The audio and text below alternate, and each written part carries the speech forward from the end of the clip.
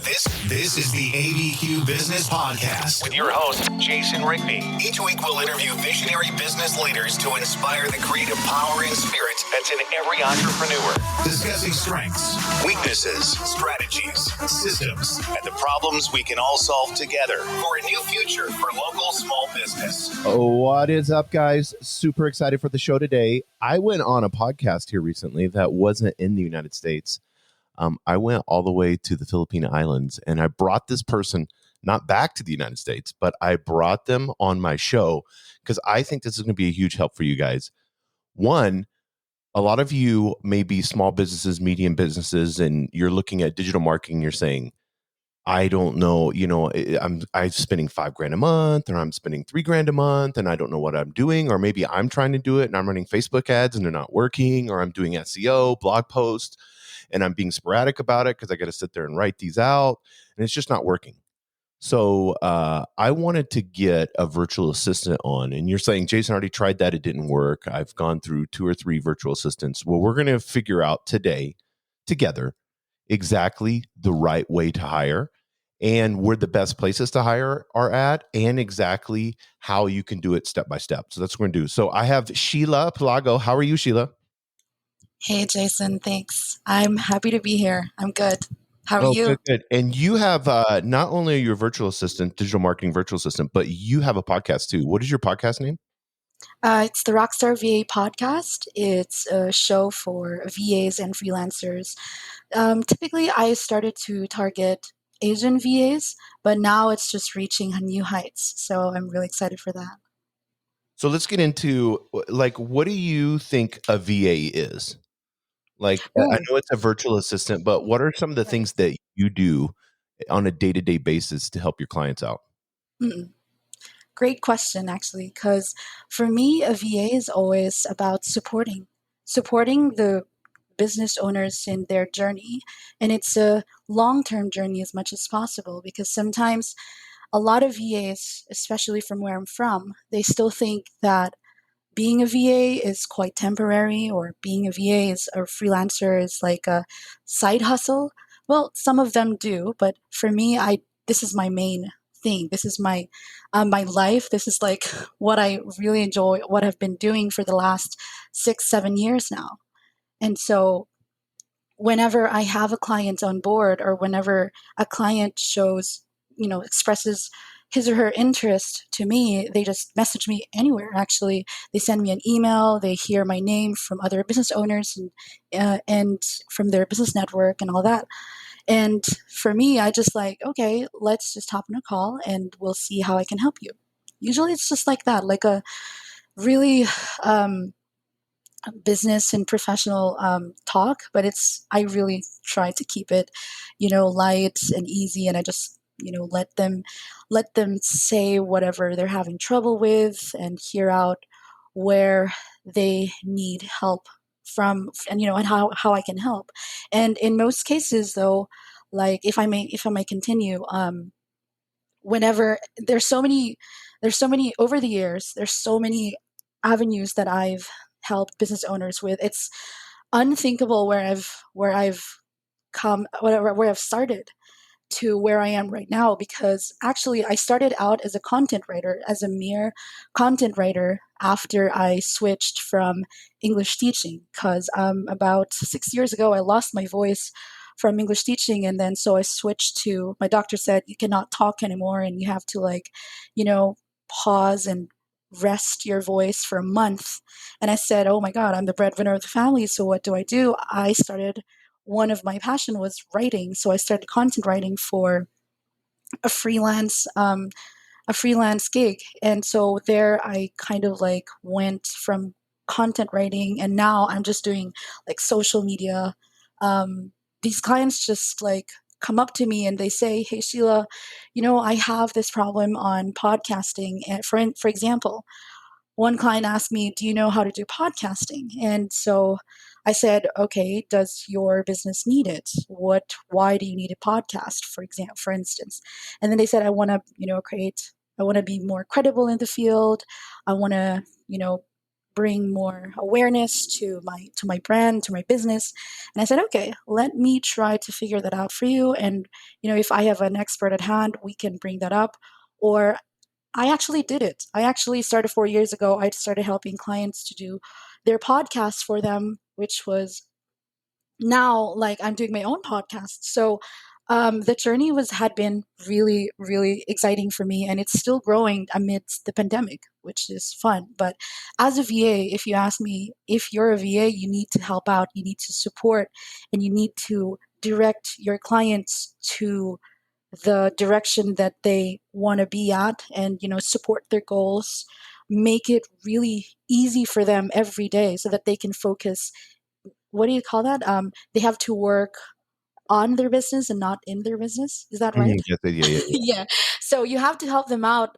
You have to give them the opportunity. For instance, I work mostly with healthcare businesses and coaches. So if they want to continue and focus on coaching, all the other tedious stuff like, sorry, for instance, they want to focus on helping people in with medical care, or again, coaching and therapy with all these business owners and with their clients.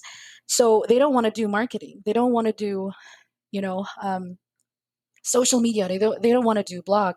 So I started out as a content writer, and now I'm growing my team. I'm having actually a really fun and very amazing team with me who are helping business owners that, every day.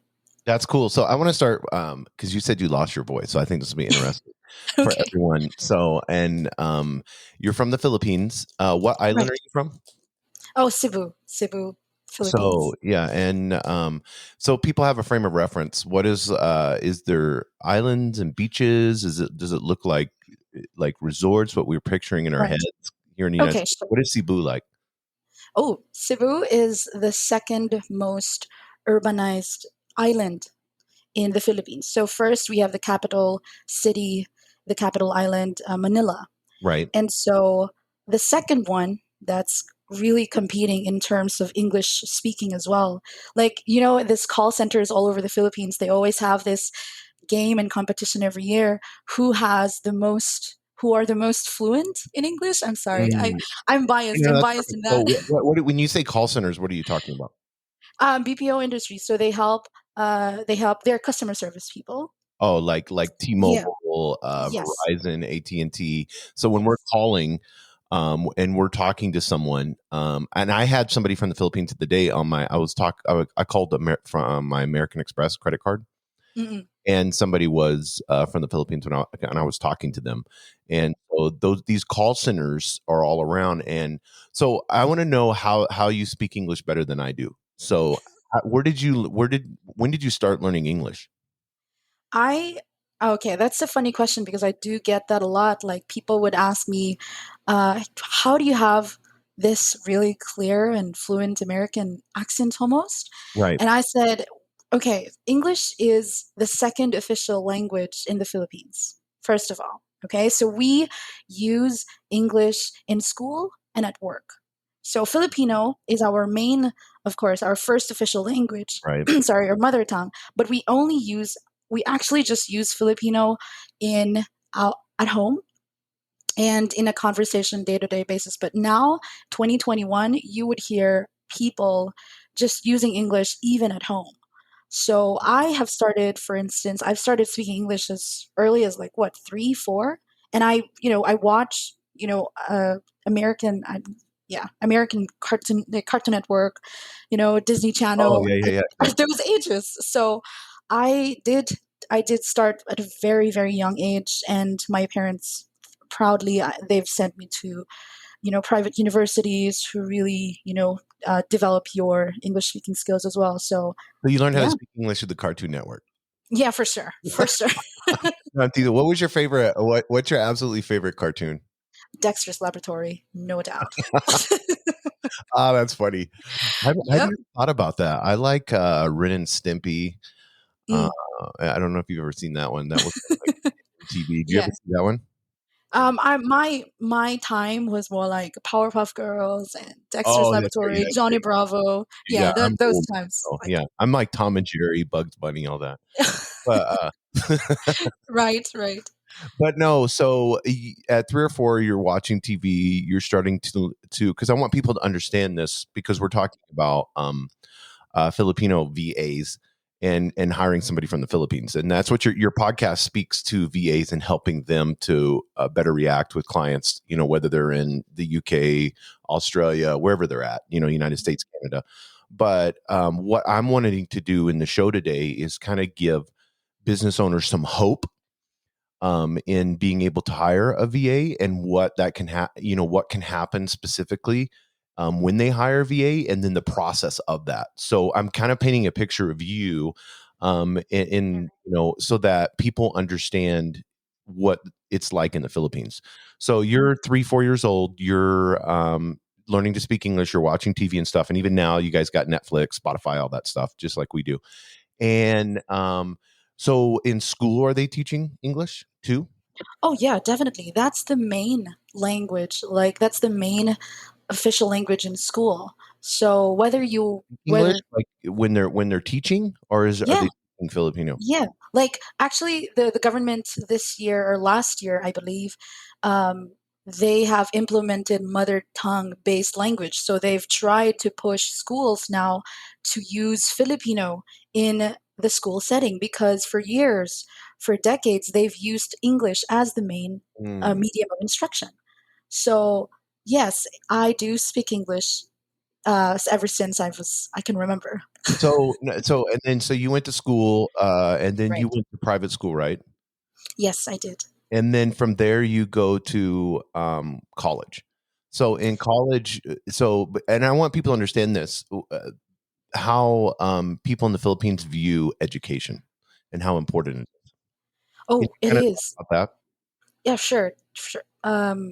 So here in the Philippines, if you cannot graduate college, because college is almost, not almost, but it is mandatory to get a job, whether public or private sectors. So as long as here, honestly speaking, if you just get any college degree or bachelor's degree, you'd be fine. You'd be great.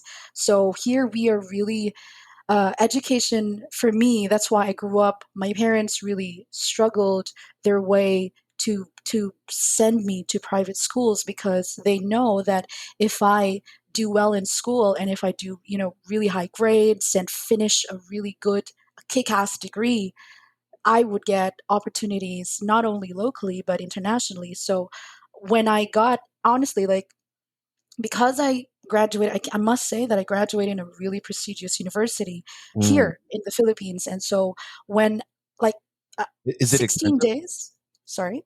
Is it expensive? Oh, it is. I was actually a working student for the university. So I worked 4 hours for the university for like 3 years during my second year to fourth year, senior, senior year in college, so that I would get free tuition fee because it was that expensive. It was Mm. that expensive from our financial side of things. So, yeah, we really we I did struggle to get that degree, and because I graduated in a really good school and I really did well also with my grades, just having those, we call it candlesticks. So if you get like flat 1.0 in your in your general weighted average, that's like really hot ticket to a really good job here in the Philippines. So after like 16 days or 10 days after I graduated, I got a job right away. Right away, because It would put you, because you went to the prestigious college. for sure, for sure. They put And your resume on top of everyone else. Like if they see you, oh, I graduated from University of San Carlos, and that's like one of the top 10 for all over the country. right. So, and when they see that, they're just like, okay, I'm going to interview this first. I'm going to And put people everything don't else realize aside. in the Philippines, there's a bunch of islands, and believe it or not, there are 110 million people. Think about that. There's 300 million in the United States, and there's 110 million people in the Philippines. That is crazy.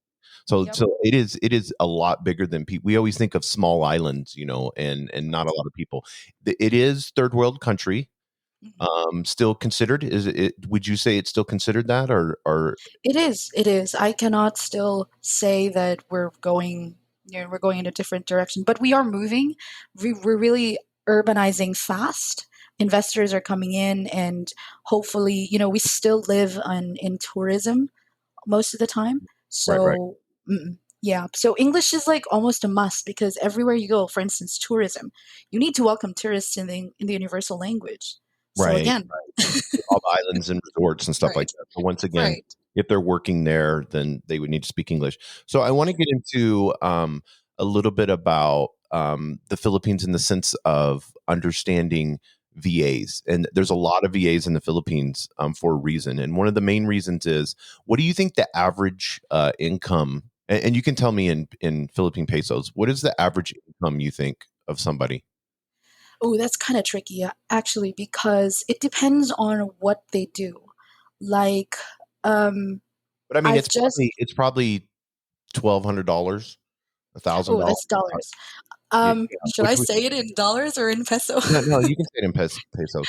Okay, so in pesos, we usually kick off like for a full month salary here. I believe I still hear about 20,000 minimum. Minimum, I can So say for so VAs. 20,000 pesos, which seems like a lot, but Yes. I'm converting it right now for everyone. Sorry. So you'll know because I want people to understand this, Yeah. especially in the United States. Because Oh if yeah, I got it. It's like around 400.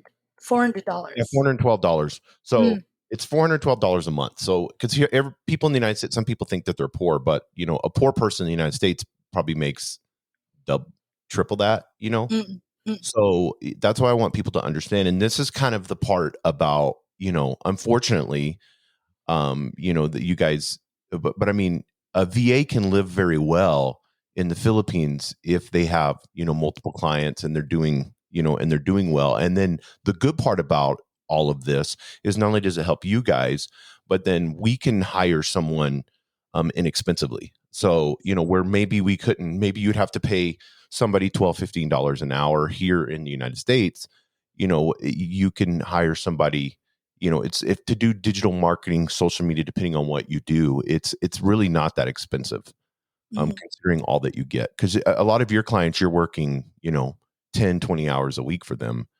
And, through that process that, if you had to hire somebody, that would be, 1,000 or more a month Right. at least here in the United States. So you have this ability to be able to now do a lot of VAs, because you said speaking English. And this is one thing I've learned with hiring, and you've helped me with this, hiring people in the Philippines, is that you have to, they speak English, but you need, when you're talking to them, you need to speak a little bit slower. I don't think so. Like, I don't know if that is still, yeah, I don't know if that is still like, uh, some, at some point I can say, let's just put it around 30 there's around, let's say, 150,000 VAs in the Philippines, Mm, wow. roughly. And let's say 80% of that, they can speak English in Fluid. a intermediate level. Oh, Okay, okay. I'm an English teacher, so I have to put it in that. Like we have this beginner, intermediate, upper intermediate, advanced, all those stuff. So I can say that most of them really do speak like at intermediate level. It's just when they hear what's funny, Jason. This is really funny. There's something that I just discovered about like 2 months when I came back here in the Philippines because I was based in Dubai for like 6 months. I was I transferred there as a social media content writer for a travel company. And because of COVID, I got to fly back home. And so, yeah, going back, like they said, I am very fluent. There's this one VA who said, I'm very fluent in English. But when I hear someone, a native speaker English, speak English in front of me, I just lose my words. Oh, wow. Yeah, that's funny. I don't know what that is. It's something that I could like find a research on why they get like a mental block. They get panicky or they get like they stutter.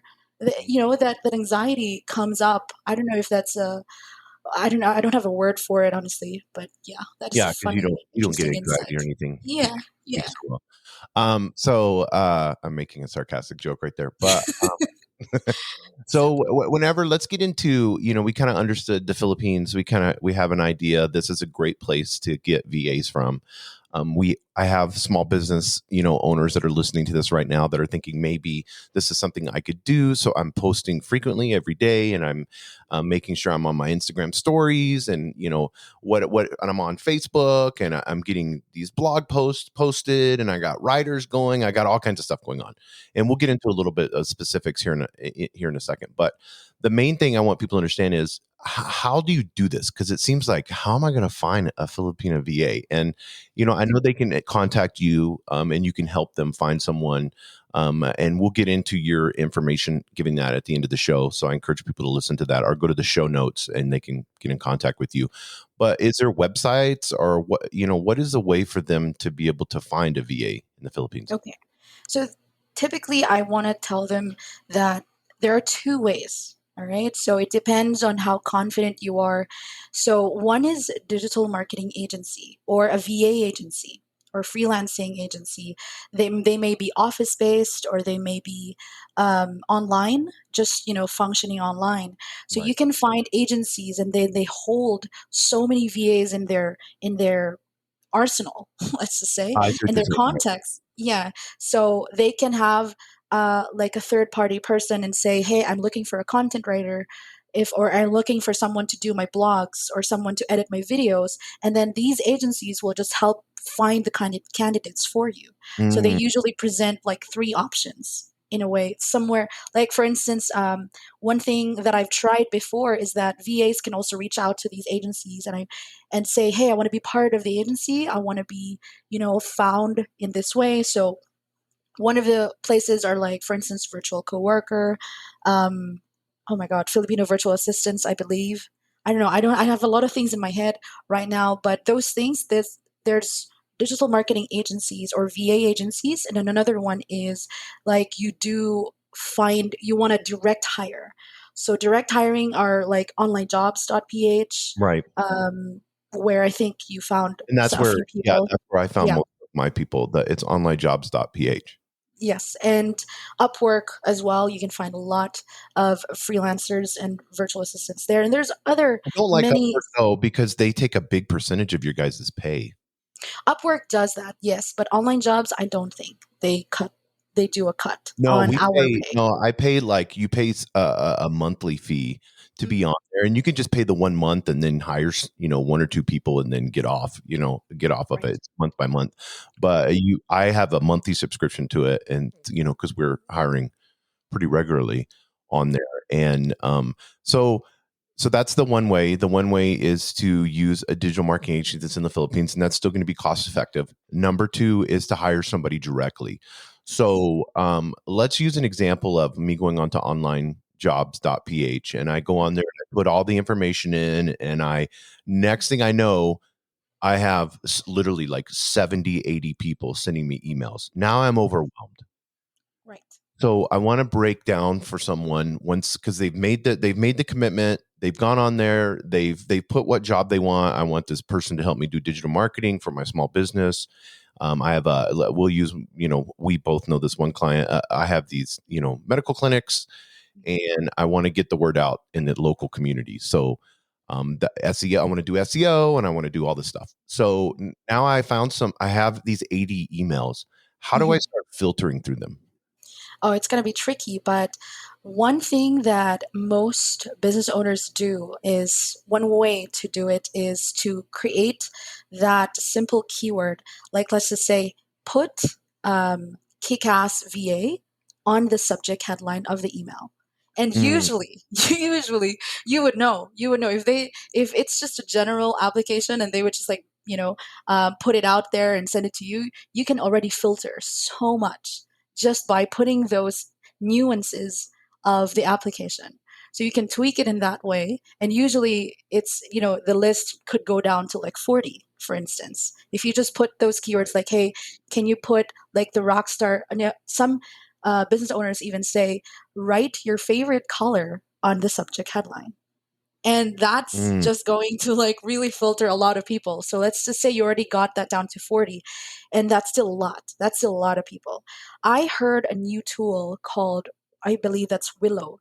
It's a video creating tool where you can find where VAs can present themselves and share themselves like 1 to 2 minute video about themselves.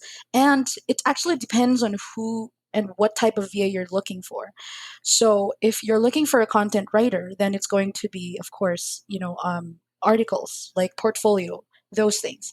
If you're looking for a web developer, then of course you're going to find samples of, websites and all that. So, Right. but one thing I believe that I've been doing, because a lot of business owners, Jason, have asked me to find people for them. Like I have this one client who asked me, "Hey, Sheila, can you find me a medical writer?" And we used onlinejobs.ph. And one of the things that I learned apart from that keyword that I placed is also really you have to go through the if it's going to be a tedious task. That's why a lot of clients rely on agencies to do the Right. hard work for them. But most of the time, I've been doing for the last, let's say, 6 7 months now, that I realized that I've got a talent for this, or the skill for this, is that I've helped business owners find the right VAs for them. So Right. yeah, but first of all, of course, I always speak with these business owners. I want to know their personality, their pet peeves, as you said. The what do Right. they hate, what do they do not want. Like I gave you this form. What are you looking for, and what are the tasks, the specific tasks that you want them to do? And so I could, like, for me, I have so many. I'm connected with like 80 Facebook VA groups, online, and I'm connected with. I know this space very well, and I've been here for like about 7 years now, so I know the people, I know who to talk to, who to reach out to, consultants who have also like a good stream of VAs, and they often like recommend each other. Local people, they just like talk to each other and all that. And so yeah, like when I short list about 3 people for every business owner. And I say, okay, I think these 3 people can be really great for you. Knowing how I've talked to you, knowing your personality and all, because one of the things is I also do interviews. And what's funny is that I do group interviews. For instance, this web developer that I wanted to find for you, right? Right. Right. Right. Can I say that? Can I say that? So yeah, Yeah. Yeah. Yeah. No, perfect. okay. So I was looking for your web developer, and I said, okay, I reached out to all the online Facebook groups and social media VA groups that I know. And I said, hey, I'm looking for a web developer. Send your CV to this email. And of course, I received like tons. And I just, I just like match. Like I'm like a VA matchmaker now, honestly. So somebody could go to onlinejobs.ph. They're going to get Yeah. 80 different Right. people wanting to schedule an appointment with them on Google Meet or whatever. Right. Or it seems like you've kind of worked yourself into this for a fee. For a fee, you could do all the work for them, like sit there and go through, the person, reach out with your network, find somebody that they're going to really like that goes with their personality and their business, and then For you could sure. kind of narrow it down so it's not so overwhelming. Correct. And I've received really good feedback from the clients I work with, because I'm also a social media VA. And so when my clients say, oh, I need an SEO specialist, can you help me find one? I even reached out to my Indian colleagues, to Indian VAs, if you Mm, ask me, because they're also really technical. Indian VAs are really, really technical too. And, I've got some connections as well from there. So I speak to a lot of people, and I really do my best to try to like match the personality. Again, it's like what I said in my podcast, Jason, is that, finding a VA for your business is almost like dating. mm, It right, right, needs to click. There has to be a zing, because I know you can do this. A lot of people can do social media, right? A lot of people can do web development, but it's the personality, it's the work right, ethic of the right. VA do you like the working style of the VA? Do you like the personality of how he or she talks to you, how he responds to you? All those nuances, I actually talk in my podcast as well. And I actually tell VAs, hey, it's not just, you know, uh, the things that you learn online. It's not just being, book smart about being a VA. You actually have to be, street smart, and you have to talk to these clients. You have to, engage and really get to know them well, because getting to know your client is, you really would like, So make a big difference. so let's look at this in steps. So Okay. we no. So we reach out to you because I want everybody to understand this, Cardi. So we reach out to you. We pay you a fee. You find somebody for us. Now we're like, oh, cool. I've got Billy or Susan, Mhm. Mhm. whatever, from the Philippines, and now I need to contact them. How is that process, because you said it's almost like dating, which is funny, but I think we can run with this. Yeah. Is it best to schedule like a video call, audio call? What's the next step after they get someone from you? Okay. So typically I shortlist 3 to 5 candidates for my clients, and then I give them Right. all the details. And of course, I have briefed the VAs that, hey, I've forwarded your details, your contact details to this client. You have to stand by because I've shortlisted you. All right. I've already spoke to them on video because I like hearing them. I like seeing them. And that really, the communication there from me to the other VA, it has something. It has, it always has, the verbal, the nonverbal language. I'm a linguistics major, by the way, so I'm pretty particular with all this stuff, with how they say things. They don't even need to be fluent in English as much as I do. I can still find VAs who, because, as long as you can communicate well, of course, that's fine with me. And so first, I really advise, what my advice for the business owners is that they need to hop on a video call. A Right. video call. It is a must for me to have that successful relationship, because if you're just going to connect with them on WhatsApp and you're just going to chat, I don't think that's going to be really helpful at all. It's not personal, and we're still humans. Okay. Right. Right. We're still humans. We need to see each other. We need to, like, hey, see the that's the sad thing about the digital, world, is that we miss those aspects if we just chat or we just send them emails, which is like the Right. slowest form. Yeah, and a lot of people, because I want people to understand this. Yeah, you can send emails. Yeah, you can set them up in Correct. Slack. Yeah, you can go download WhatsApp, which everybody has that over there. It's and then you can text them back and forth, and it's free for both of you. You can do all that, but at the end of the day, the main meeting needs to be. You need to, as whether you're here in the United States or Canada, or the UK, you have to make the commitment to them. So, as far as when I'm hiring, because I think I've hired 6 or 7 from the Philippines now, for my business. But whenever you look at making this commitment to someone, you have to do a video call, because you can't bring them in a room and interview them and sit them down. So, for someone, that may be, here in the United States or whatever, they want to take the shortcut and just, like you said, text them or say, hey, here's what I need.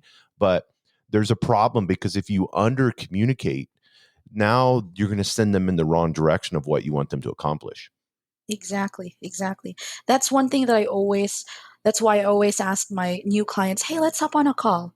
Okay. I have to understand what you need from me. I have to know you, and I'm happy to know you, and I'm happy to understand who you are, not just a business owner, but you as a person, because that will affect, and these VAs, they will speak for you. They will speak for your business, and they have to be the right people. And again, I could be doing like 7 years of social media VA, but I could still fail, not fail, but like, oh, this client is not for me. I'm going to give this client to another person, because the personality doesn't, there's no zing. I call it a zing. There's no zing to it. And if it doesn't work, it's not going to be healthy. in the long run. Exactly. And So well, like whenever Sheila, whenever you look at communication, so not only just making that first video, but I want people to understand this. Do you ideally like to meet with your clients weekly, bi-weekly, and have a video chat? How do you do that once you have a client? right. So once I've onboarded them, once I have them, or once I work with them and for them, is that I ask them to avoid the communication chaos. I always set expectations, right? I always say them, okay, I want to check your schedule. How often do you want to meet? How do you want to meet? How do you want, in my onboarding document, Jason, I have these things already set for them. And I said, okay, what time zone, what's your time zone? Uh, what times of day do you want to talk? Or do you have like a scheduler that I can book a call with you? Those Right. things. Yeah. So you have to set I always set expectations straight with them so that I have the right to bug them, you know?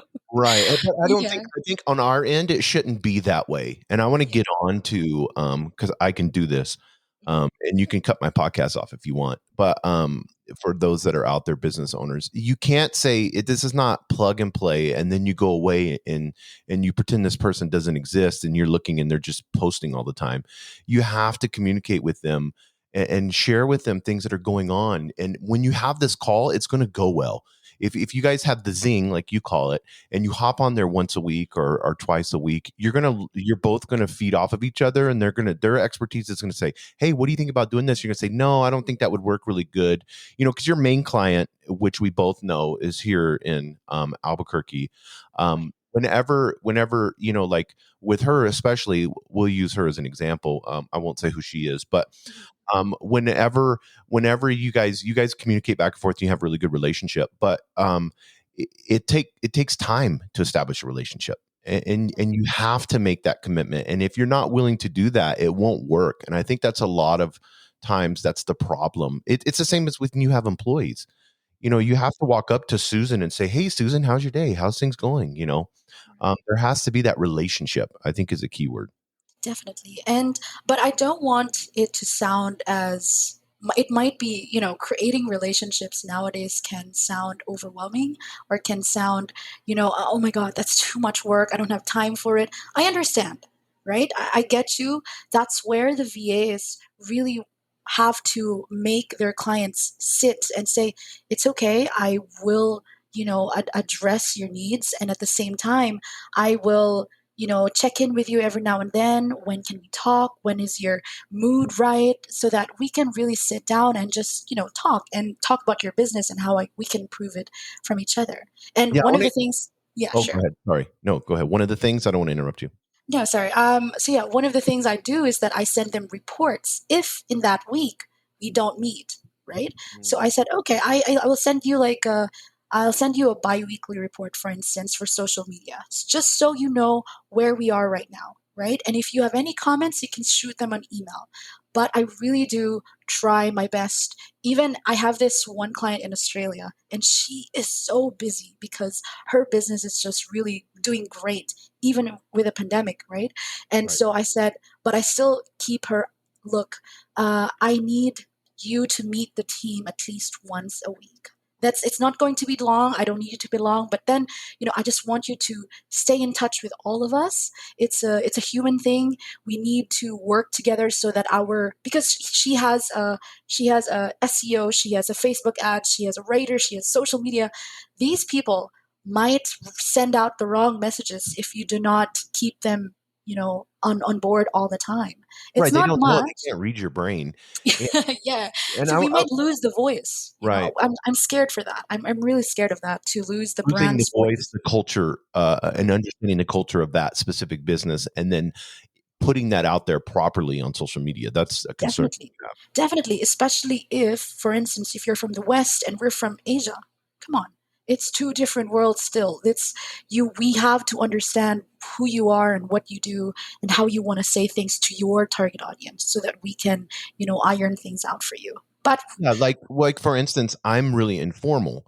So, whenever, and I like my things, my post and everything else. So if I'm having somebody post for me, I'm going to post things real informal, and I want the language to be informal. If I didn't push that with my VA, they wouldn't know. They wouldn't know that. They would just make it, it's like, oh, it's a business podcast, or it's, it's a tech company, or whatever it may be. It needs to be really formal, And so then you have this, to me, you have this boring language. Some people like it to be technical and, highbrow, but I want to get into this too, because this is the how can I say it? The elephant in the room. Let's say that. So privilege here, especially here in the United States, Canada, UK, we have a lot of privilege. And with that privilege comes a responsibility. But we tend to take the privilege and think we're better than someone else that may be from a different country that we're viewing wrongly is less than.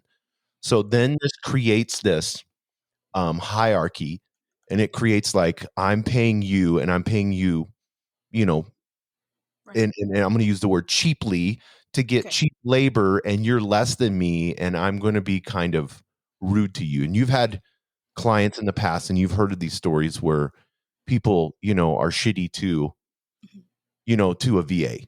Mhm. And I'm going to tell you right now, as a business owner, if you have that mentality, or you're racist or whatever it may be, it's not going to work. You have to have this view of understanding it's a whole different country, it's a whole different culture, but it's not less than. So if you're going to treat them rudely, and you've had a lot of this, and people are listening to this right now, they're like, oh, I would never do that. You need to always have that in your brain and think of that, because if you're putting them off for a meeting, Right. that's that mentality. It's like, well, they're not that important. I can do this next week. And I know you face this in understanding this. What are some of the things that you've had, either personally have had clients, or you've heard horror stories with clients just kind of maybe being rude to you or whatever? Oh, definitely. I've had, I mean, over the years, being serving different, backgrounds, I've had clients who were rude.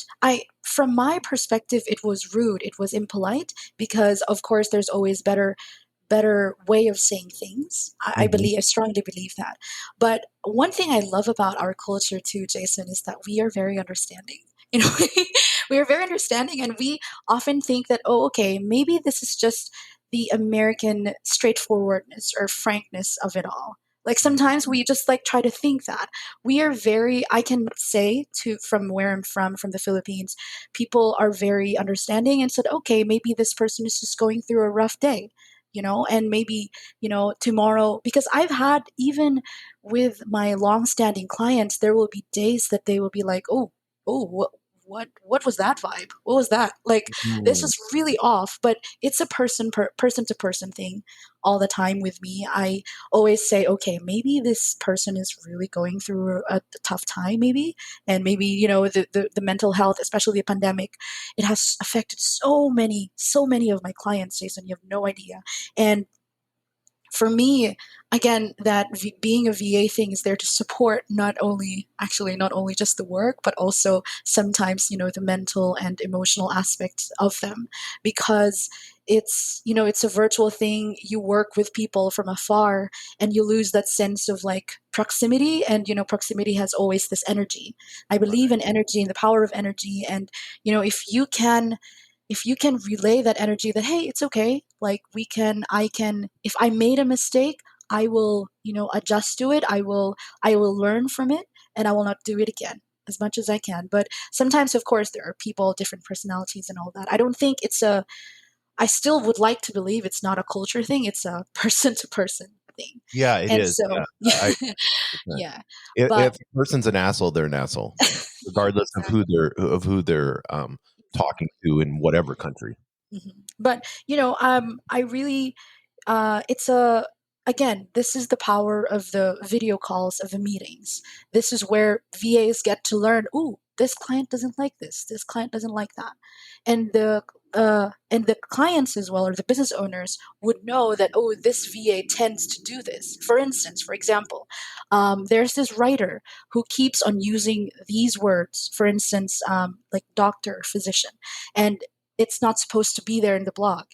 And so if you do not communicate that to the writer, then it's going to be a big problem in your blogs, right? So Right. that's why I, and sometimes, these things, they need to be reinforced every now and then because we're just humans and we're not perfect. So I've dealt with so many clients in the past who have troubles in their personal lives, and just to be able to like make it easy for them as much as possible.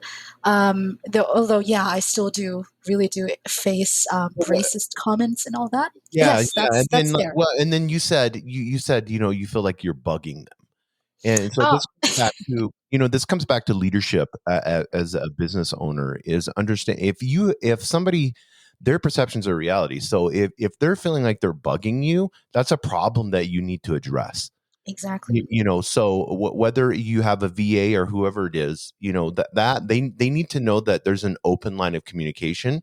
That even so, I'm busy. I'll get back to you next week. But honoring that commitment to be able to communicate, and then being on time and having the video calls and not canceling at the last minutes, and all of these things show respect to that person, and they're going to work harder for you. For sure. For sure. And one thing I've noticed is that these video calls, these tedious calls that they might feel or it might feel overwhelmed with, it's usually just the first few months. You see, it's just getting to know each other. Ooh, these intricacies and all that, the nuances, your brand's colors, your brand's voice, whatever that is. It's usually in the first 3 months. And then after that, if you overcome those tedious getting to know days, eventually the workflow will just really go smoother. Like with my clients right now, they know what I do. Like after 3 months or after even a month with them, they just entrust me with everything now. So it's like, oh, Sheila, do this, do that. They just even, like, this one client is so funny. This one client would just send me a link and nothing else, because Mm, she knows what I would do with that link. It's actually a podcaster too. She's a lawyer podcast, and she just said, "Hey Sheila," and then there's just like this Google Drive link, and right, she right. she would know that I would know what to do with it. So you Yeah, see, no, it's no, just and I love that because now you've developed the right to be able to, you can be quick like that because they've established that mm, relationship with you. for sure. So that's why, like, first few months, it's going to be training and training them to the brand and to the business. But after that, once you build that relationship, once you strengthen that zing, it's gonna be So uh, you think in the beginning, and this isn't a lot of time. So if you're replicating and having somebody do your social media, and we're going to get into specifics on that here in a second, but so you think that for the first few months, having weekly video meetings would be awesome. oh, for sure. I love that. It's my favorite go-to. I am a sucker for meetings, video calls Oh, cool, cool. Yeah. all the time.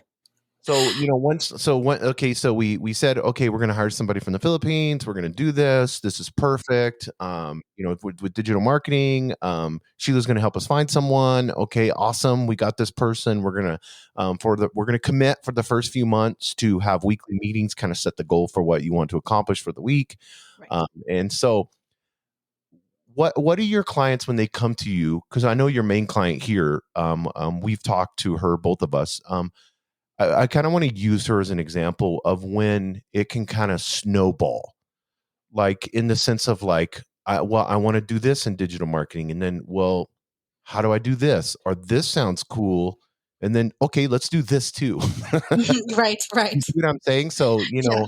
and then now all of a sudden you have this little team, and you've created that, for her, but you have this little team, and there's so what is the first thing they should start off with? Do you think it's social media and posting? What's the very first things they should do with the digital marketing VA? Okay. Ooh, that's a really complex topic, actually, because yeah, for sure. th- what I tell VAs is that there are, I don't want to simplify things because being simple is dangerous sometimes. But for simplicity's sake, I always tell my VAs, but the rockstar VAs I speak to, is that there are two kinds of clients: those who know what they want and those who don't. Right. Right, right. So I've got clients who know what they want from me. It's, Sheila, I want you to post these social media content every day. Good, great. That is like sweet. That is like, and then there are clients that say, I don't have the content, but I think you can create content. This is my business. I want you to do social media for me. That's great. So those are the category A. Let's put them that way. So they Right. know what they want for their business and what they, need to do. And then I have these clients as well who do not know. Like, oh, I have you now, but where can you serve me? What Mm, is going on? And honestly, truth be told, is since we're going to use, the client, this client that we're talking about that we are affiliated with, right. if we're going to use her, she's actually a great example because when she reached out to me on onlinejobs.ph, she said, I'm looking for a marketing director. And Oh, a I marketing don't, director. yeah, that's the job. And I said, okay, I think I can do this. I can give it a try. And so when I started, there was nothing. No Asana. We had an Asana, but there was nothing in it. There was like no tasks, no one. I was the first one in the team.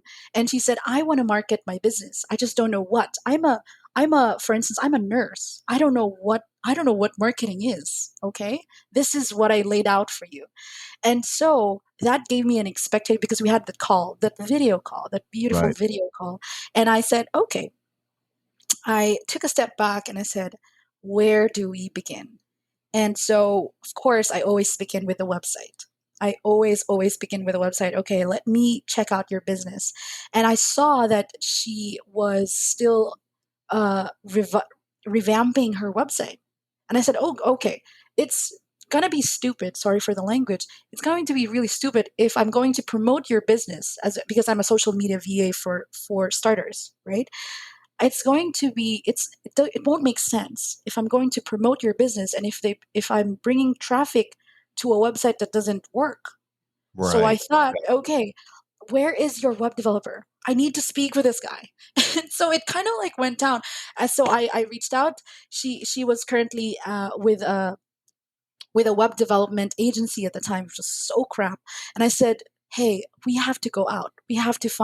Let's find you someone in Upwork, right? Let's find you someone in Upwork. I'll do that for you.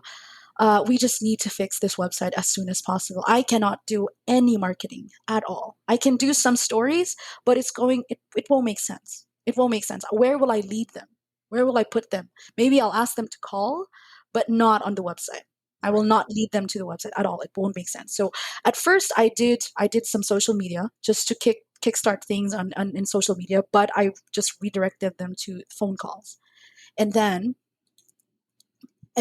from there on we renewed the website. Once that is there, she asked, oh, now I need the blog.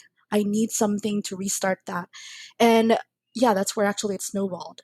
So first of all, like, these things come naturally if you have the right VA with you. And thankfully I had enough experience here and abroad as well. I was part of a really big marketing team of a travel company in Dubai. And that really was a great experience for me there. And that really, like, I was under a team who was very, very much into like leadership and, the systems and all.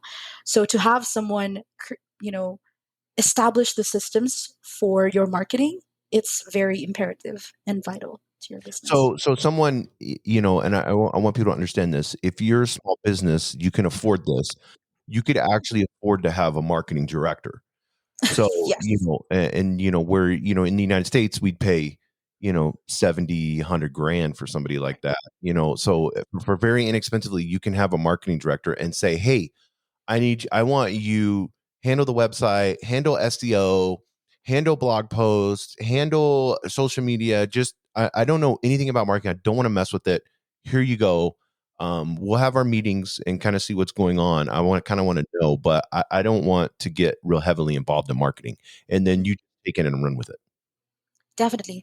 That's where the expectations are. They need to be set on the first call, on the first few calls. That's why I really I really tell business owners, hey, let's hop on a call. I really want to speak with you. I really want to know where you are right now and how much you want to get involved, so that when you do the work, it doesn't create chaos for you as a VA, for you as a business owners as well. And so that we won't bug you when it's not the time to bug you, right? Right, Because I've right. had clients like that, like, oh, Sheila, I'm so busy right now. I can't attend to this.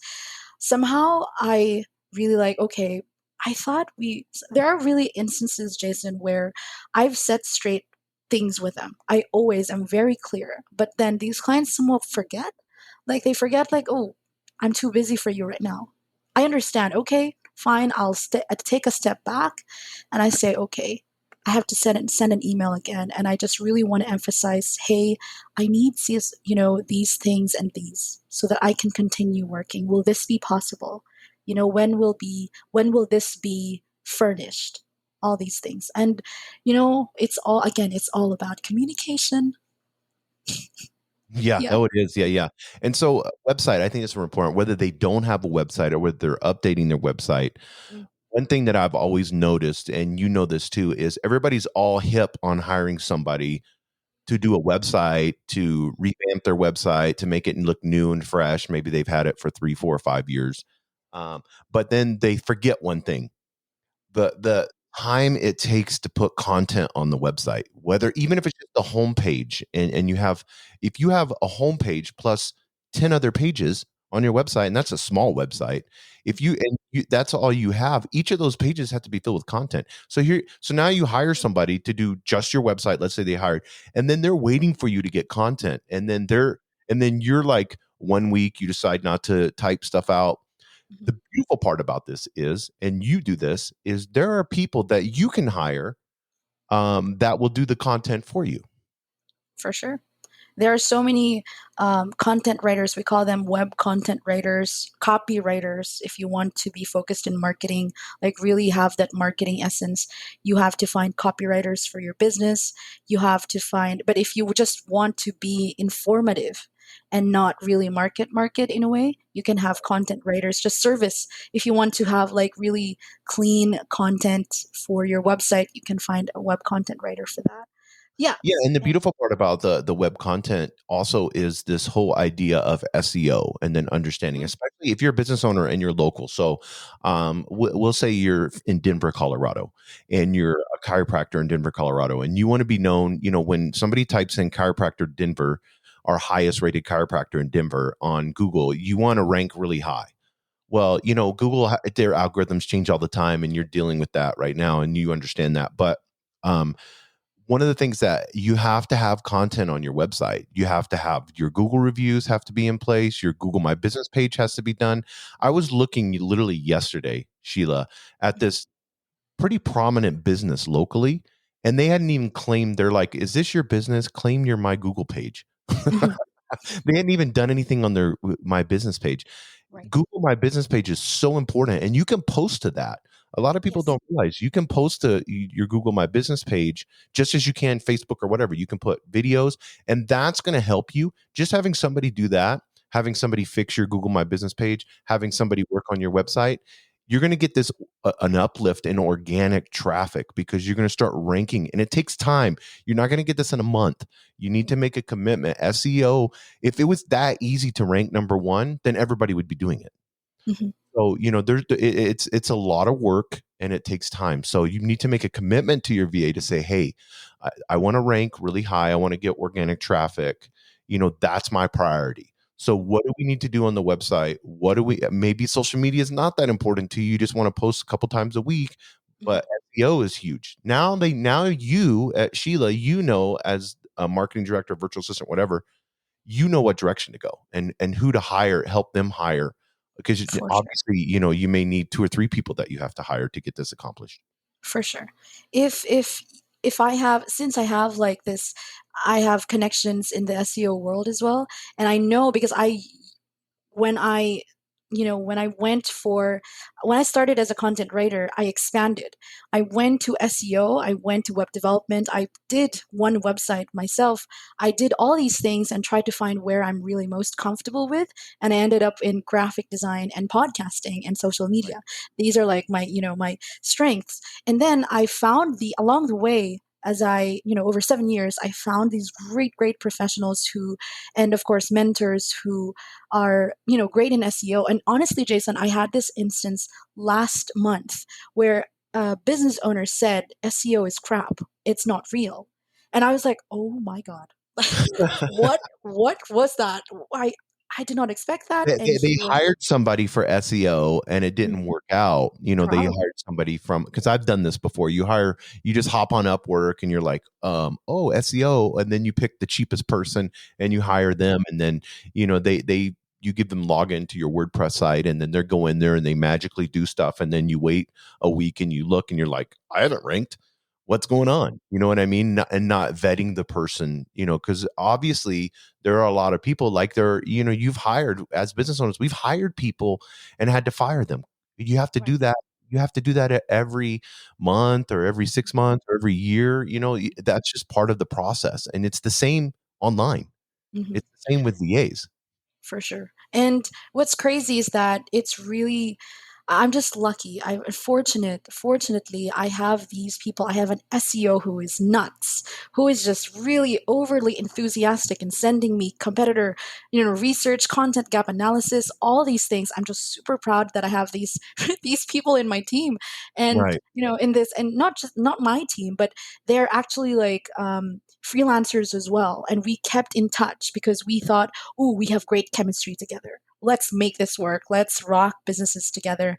And so I'm happy that, like for instance, that business owner that we're helping there in Albuquerque right now, her pages are on the like going for the first page. Like Right. she is Right. really, really visible. And this other client that we're serving in Australia, she has like really ranked from 900, like she like boosted out to 9,000, like to the second page, almost really on the first page. I was so happy to know that this month we really reached that. And to compete nationally in those pages, in Oh, those right. Right. keywords, it's crazy. And we're doing it organically as much as possible. We don't even have ads yet to be just to push that out.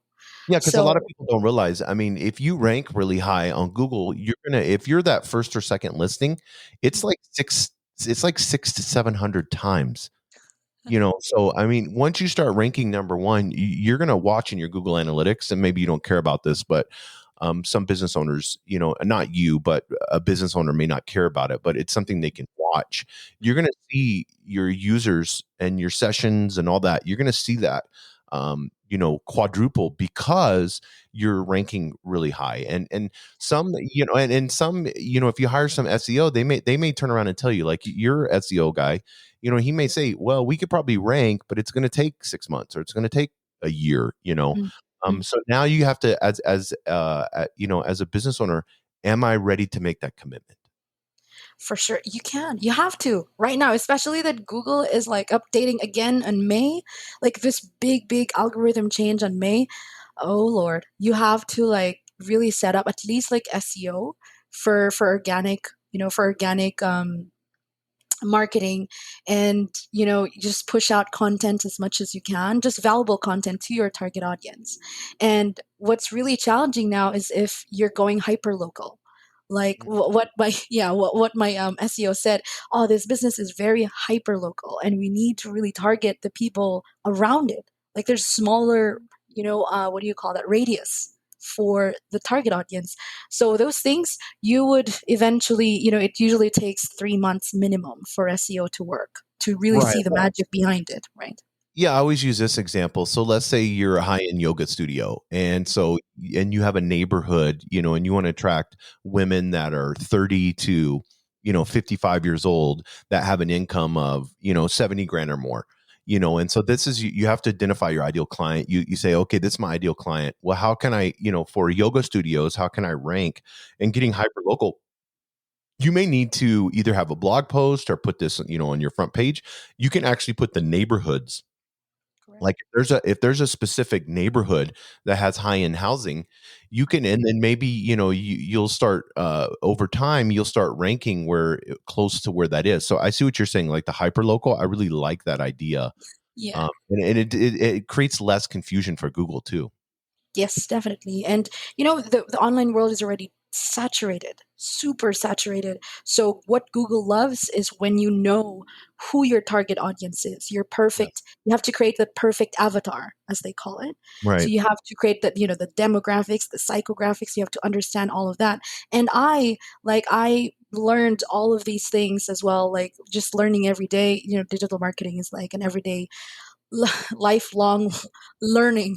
It's never ending learning, and you have to be aware. And as a that's my responsibility as a VA. That's not, of course, but I we do make sure from my team and from the people I work with, not my team, but the people I work with, I want to keep it that way.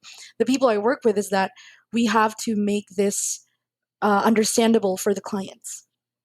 Because, for instance, Jason, this one client is, for instance, a healthcare professional. I serve healthcare professionals and coaches, right? And when you speak in SEO language to them, they would like, oh my god, what is that? And that just like goes above their heads. So one time, my SEO guy said, you know um, cost per click, all these things, they, this language. And then my client said, what is he talking about? I don't understand him. So I think the challenge for VAs and freelancers out there is to really make the language more understandable. What does it mean if, be more empathic? I love that. I love that value and that virtue, right?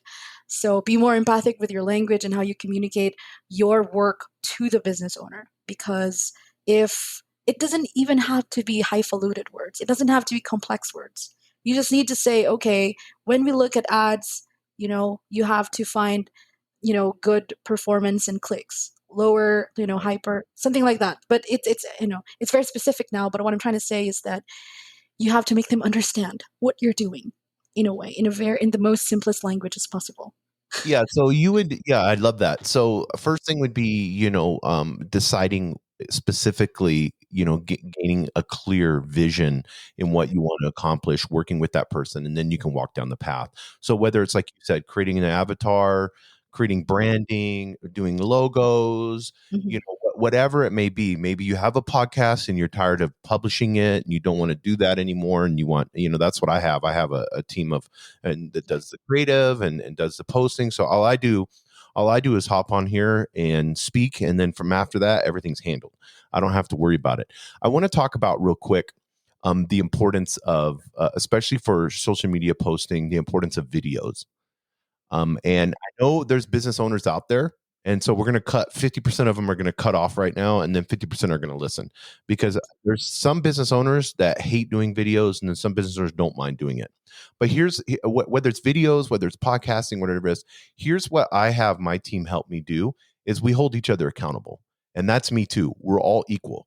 So what I tell my VAs is, if I'm stalling or holding something up, you bug me every single day Mhm. until I accomplish the task. I tell them that right up front, because Right. the worst thing I want you to do is not be able to work, so because I want us executing constantly. And so, I want us updating and executing, so that the team knows what everybody's doing and it's flowing and it's being very precise and precision is going. So if me as the business owner is holding it up, whether it's me doing a video, whether it's me doing a podcast, whatever it may be, that I want to make sure that I'm being held accountable just the same as they are, because like I talked earlier, we're all equal. Yes. So, what do you see? Because I think this is really important. What do you see with clients holding things up because they're not doing the work? Um, there are a lot of factors. I really try to be empathic to my clients first and foremost. And I see, okay, one thing, when they hold up the content, sometimes I feel, it's quite discouraging at some point, personally speaking, because I want to really create good content out there. I want them to be visible, right? And so sometimes a lot of things, like for instance, they don't have the time. They're not very confident on camera. So what I do is that, to compensate that, at some point, is that I do create videos on Canva. That's one Mm, thing. right, So right, at right, least there's like video content. Facebook loves 3-minute videos for right. sure. Like right now, minimum of 3 minutes. So I cannot really create like 3-minute content on Canva. I can try, but it takes a lot of content, typing, like, putting Yeah, up the and content. no So one's going to watch something like that for 3 minutes. yeah, yeah. But if there's a face value of the client and the business owner doing that on video, I just really ask. I even do video scripts just to push them. I have this one client and I said, okay, I'm giving you two video scripts right now worth 3 minutes. And I want you to say this on, because they do, for instance, they do webinars. These coaches love doing webinars, monthly webinars, right? And so I said, I need you to do a video invite that is at least 3 minutes minimum. And so she said, oh my God, I don't have all the time. And I was like, okay, don't worry. I'll That's an create a excuse. video script for you. Sorry. I said that's an excuse for her part. Yeah, that She's is an fearful excuse. and doesn't want to get on camera. Right. And is she so busy and all that? It's like, okay, I That's am going to bullshit. prepare. Yeah, I'm very loving. I'm very loving to my Yeah, clients and I say, I couldn't be a I VA. I would be fired. I would give them video scripts and say, okay, don't worry, we can just do a 1 minute video so that you can invite them to your webinar. And your webinars are the most effective converting, lead magnets ever. That has been working for me very effectively. So she said, okay, just send me the video scripts and I'll send you the video today. I need it today. Okay. And I really do try to In communicate a that out loving way, but very loving way. I want business owners to know that Mm. if that zing is there and you build trust with them, make sure that they know that they can hold you accountable, Yeah. because they will be respectful to the point of, like, even in the Philippines, it's funny, they'll say like Sir Jason, or would just they're like, sir, yes sir, yes sir. I even We're tell very them, polite. call me Jason, Yeah. but you guys are taught that to be Yes. extremely respectful and polite. How we would do it in the 1940s and 50s is how the Philippines does it now. Does it still now? Yeah, right. And yeah, like all those things, I really do try to be really loving to my clients because that's the personality. But I've had clients as well where I really, really am very straightforward. And I said, okay, I need this. I'll give you time to do this. I just Yeah. really need it out. And I make them understand why we need it. That's the best thing. Mm, Why do you need videos? Okay? For instance, I'm going to need a video invite for your webinar. Why? So that they would sign up. Because most of them, they just like, okay, I'm interested. They show interest. But the conversion, it would only right. even take the magic of a video, 1 minute video or 3 minute video makes a lot of difference. For instance, Jason, I have this one client. She only had 6 signups for her webinar, and it's almost like 5 days. And I said, "Oh my god!" I hopped in, and I said, I'll give you send you a video script. Do this one. Do create a video. Just pop out 1 minute, 2 minutes video." And I pushed it out. And with LinkedIn, the power of LinkedIn is great. I was able to notify all the attendees, and I got her on the webinar day. I got 54 signups Wow. Yeah, that's to awesome. watch her webinar. And you see, that's the power of the video. Okay? Video is the next best thing. Yeah. And I know some businesses will be like, yeah, I could probably do video. I don't know. Even if I want you to think about this, because everybody says this, I don't have time for this. Even if you do 10 takes, if it takes you 10 takes and it's a 3-minute video, that's 30 minutes. Yeah. So most time you're going to get it in 3 to 4 to 5 takes. Mhm. So, you're going to sit there and have your little tripod. You can buy on Amazon and put your iPhone 12 or 11 out there that has amazing cameras. It's HD quality. It's perfect. Just put the little tripod, sit at your desk or somewhere and say, hey, I'm Jason Rigby. I'm a Denver chiropractor. I just want to introduce myself. Here's how we're different than all the other chiropractors. So it's that simple, and that video helps so much because that creates amazing content. It could be used for For YouTube, sure. it could be used for And YouTube it's ads and all that. Go ahead. Yeah, sorry. It really does hit two things. Like people only watch videos sometimes nowadays if it's not something entertaining or informative. They just check, they just use their first impressions, first 20 seconds. They Right. only need that. And then the 3 minutes, why am I asking 1 to 3 minute videos? It's for what do you call this? Organic reach. Right. It's for the software. So I am hitting two things right now. I'm hitting your target audience and the software too. So that's the thing. That's the power play there. Makes sense. Yeah, yeah. So websites, we looked at websites, we looked at SEO. organic reach. We looked at posting, posting on social media, whether it be LinkedIn, like you said, that's a great one. There's getting a lot of reach on LinkedIn now. Microsoft bought them, so a lot of people don't realize that. So they're really promoting it and pushing it.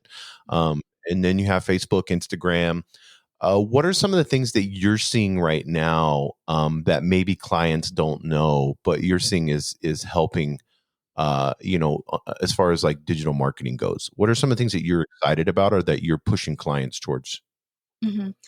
Great question, actually, because I can only say though, from the perspective of a social media VA who focuses on, first of all, then my niche are healthcare and coaches, right? So Right. I really cannot say for other niches. So from that perspective, I've seen so much power with LinkedIn and Facebook.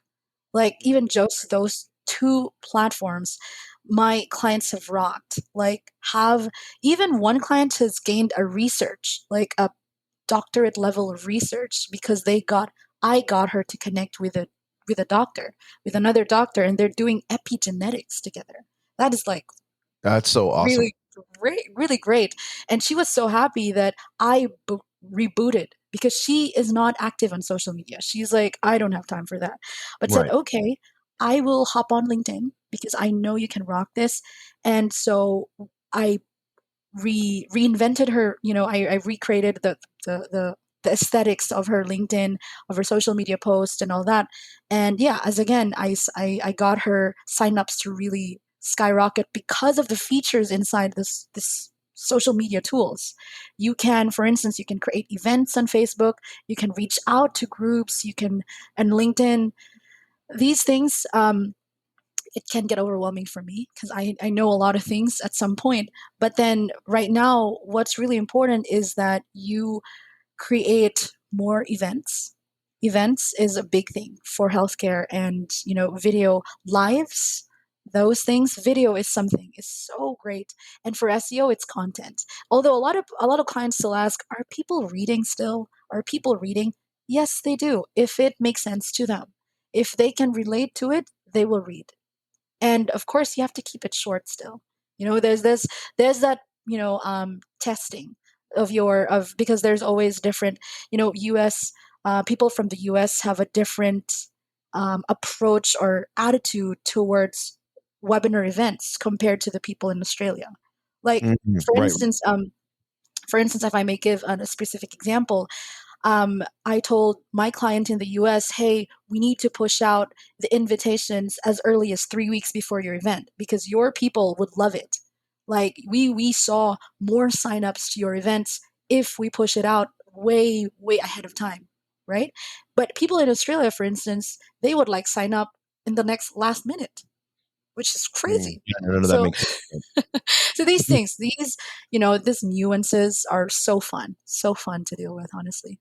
Yeah, it is. So, I want because I want to close the podcast out. I think this is perfect Sure. timing Yeah. to close, and we've gone for an hour and 17 minutes because we could talk about digital marketing forever. But Right. if those business owners that I have out there, whether you're small business and medium business, it doesn't matter. And you're like, yeah, I probably should fix the website again. Yeah, I probably should be posting daily. Yeah, I think I need a bigger presence. I want to kind of be a thought leader, and I need a bigger presence on LinkedIn. Yeah, I've been wanting to start a podcast. Yeah, I probably need to do videos. Those are things that you want to do. Well, you can, and you can do it. Be cost effective and have a great experience and a great relationship with your VA if you know how to do it right. And that's where Sheila comes in. Sheila, what is the best way for someone if they were going to pay you to reach out to your network and find someone for them to take all that craziness out of it? What's the best way for them to get a hold of you? Thank you for that, Jason. So, right now, I'm very happy to have launched my own website that is sheilapialago.com. I believe Jason will place the link in the show Yes, notes. I will. That spelling can be tricky. That's SHIELA. And Pialago, that's PIALAGO.com. And you could just, I have there my calendar, you could just book a time with me and we'll hop on a call. That's the best way. Or you can also reach out to me on Instagram, because a lot of business owners are still there too. That's Shiela, Shiela .MVP, because I want to be the most valuable person for you. I if love that makes sense. Yeah, I just really want to be like, really fun up with it. So that's at Shiela.mvp. You can find me on Instagram and my website as well. You can book a time there with me, and I would love to hop on a phone call with you, on a video call actually with Yeah, you and have a conversation. Yeah, that's awesome. for Well, sure. Sheila, thank you for being on. Oh, let's mention your podcast. It's Oh yeah, 'cause I was on it, so it's amazing. Just because I was on it, yes. I'm teasing. No, but it's what is your podcast and how can they find it? Yep. So my podcast, the Rockstar VA podcast, it's available on Spotify, Apple Podcasts as well, Deezer. It's almost everywhere. I was able to publish it, thankfully. Again, that's the Rockstar VA podcast, and it's a show for virtual assistants and freelancers. They can tune in, and I have. It's not about everything. It's not really something that you can find on the things that I share there are not, you cannot find them online. It's not the technicalities of it all. It's all about the whys and the hows, those intricacies and nuances in VA client relationship. All those things I have really tackled through when I started back in November, because that was my goal, to be beyond the what's and Mm, the when and I want to explore the why and the how of virtual assistants and freelancing, because sometimes these things can be such as communication, such as relevance, how to be more relevant to your clients, how to be these things. They it's overlooked. These qualities are overlooked, and that's why right now I can say I'm at a really good state status right now, because of these qualities, these essential qualities that I've learned over the years as well. So again, that's the Rockstar VA podcast, available on Apple Podcasts and Spotify. I love Thanks. that. Yeah, so I encourage everybody to subscribe to that, especially if you are maybe a VA and you're listening to this because you're trying to gain insight with clients. Then I encourage you to download that podcast. You can also get a hold of Sheila, schedule that appointment with her. She could take the guesswork. I know I've got so many business owners listening to this, and with small and medium businesses, and I guarantee you need to do something in digital marketing. So, and this is the best person to get a hold that can help you do that. So appreciate it, Sheila. Thanks for Thank being you. on the ABQ Business Podcast. Thank you. Thank you for joining us on the Albuquerque Business Podcast. And thanks to our sponsor, RigbyDigital.com. Make sure to subscribe and share. And go to abqpodcast.com. Get show notes, resources, and links to everything we talked about today to help you navigate your journey as an entrepreneur and business owner.